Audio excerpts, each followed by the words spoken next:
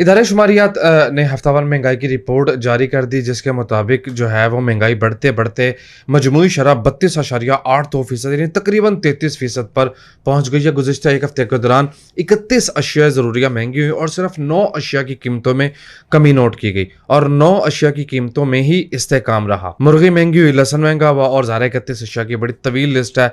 महंगाई 32% पे चली गई और ये इदारा शुमारियात हमें बता रहा है, जो कि अच्छी सूरत हाल नहीं है। दूसरी तरफ रुपया पिघल रहा है और यही दो फैक्टर्स जो हैं ये मार्केट को डिस्टर्ब कर रहे हैं।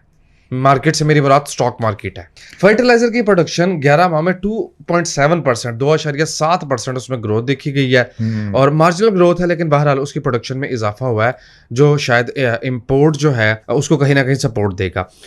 चाइना से जो इंपोर्ट है उसकी भी जो है अप्रूवल वो दे दी गई है और ये 0.2 मिलियन यानी 2 लाख मेट्रिक टन चाइना से यूरिया इंपोर्ट होगी।